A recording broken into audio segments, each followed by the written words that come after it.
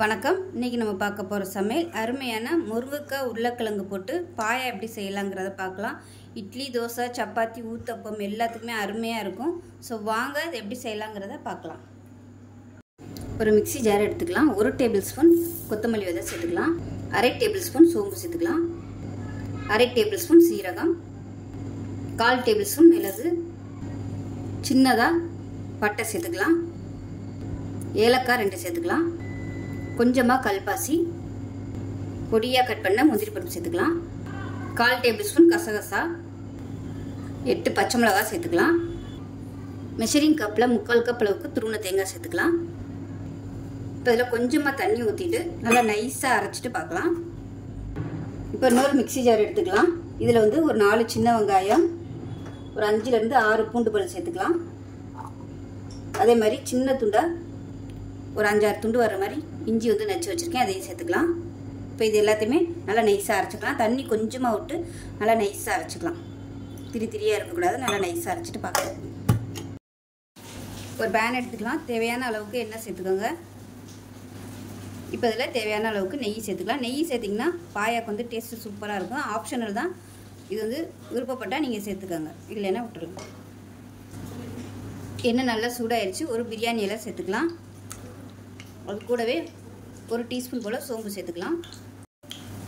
இப்போ இது எல்லாமே பொரியுது. இந்த ஸ்டேஜில் ஒரு கைப்பிடி அளவுக்கு புதினா இலை சேர்த்துக்கலாம். கருவேப்பிலை இலை கொஞ்சமாக சேர்த்துக்கலாம். நீளமாக நறுக்கின ஒரு பெரிய வெங்காயம் சேர்த்துக்கலாம்.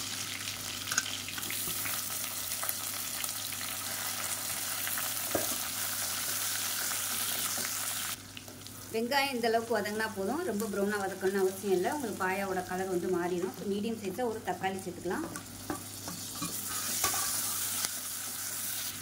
தேவையான அளவுக்கு உப்பு சேர்த்துக்கலாம்.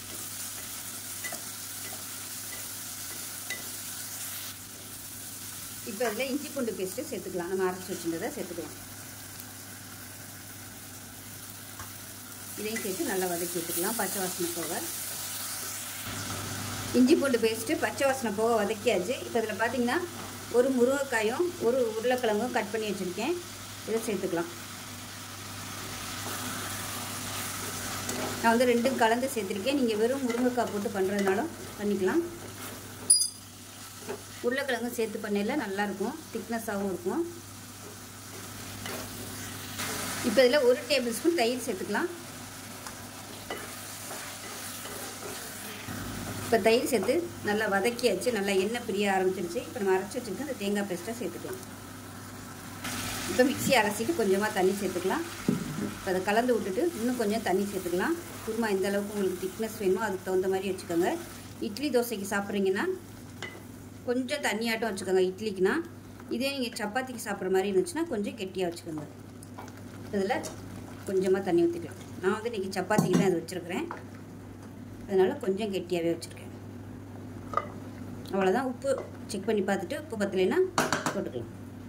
இது நல்லா திக்காக தான் இருக்குது. இன்னும் கொஞ்சம் தண்ணி சேர்த்துக்கிறேன். அவ்வளோதான். உப்பெல்லாம் எனக்கு போதும். உரப்பும் கரெக்டாக இருக்குது. ரொம்ப காரம் இல்லை, கரெக்டாக இருக்குது. அப்படி உரப்பு கம்மியாக இருந்துச்சுன்னா நீங்கள் 2 பச்சை மிளகாய் சேர்த்துக்கோங்க வதக்கையில். இப்போ மேலாப்பில் கொத்தமல்லியில் சேர்த்துக்கலாம். கொஞ்சமாக சேர்த்துட்டு மூடி வச்சிடலாம். மூடி வச்சுட்டு நல்லா ஒரு 3 விசில் விட்டுட்டு ஸ்டீம் போனதுக்கப்புறம் பார்க்கலாம். இப்போ பாயா எப்படி இருக்குன்னு பார்க்கலாம். அருமையான முருங்கைக்காய் உருளைக்கிழங்கு பாயா ரெடி ஆகிடுச்சு. பாருங்கள், பார்க்கவே சூப்பராக இருக்குது. பாருங்கள், டேஸ்ட் நல்லா அட்டகாசமாக இருக்கும். ஒரு தடவை இது மாதிரி செஞ்சு பாருங்கள். சப்பாத்தி, இட்லி, தோசை எல்லாத்துக்குமே சூப்பராக இருக்கும். நெய் சாதத்துக்கு கூட இது மாதிரி நீங்கள் பாயா வச்சு சாப்பிட்டிங்கன்னா அருமையாக இருக்கும். நான் இன்றைக்கி சப்பாத்தியோடு சாப்பிட போகிறேன். ஸோ இந்த வீடியோ பிடிச்சிச்சுன்னா லைக் பண்ணுங்கள், கமெண்ட் பண்ணுங்கள், சேனலை சப்ஸ்கிரைப் பண்ணுங்கள், பக்கத்தில் உள்ள பெல் பட்டனையும் ப்ரெஸ் பண்ணுங்கள். நன்றி.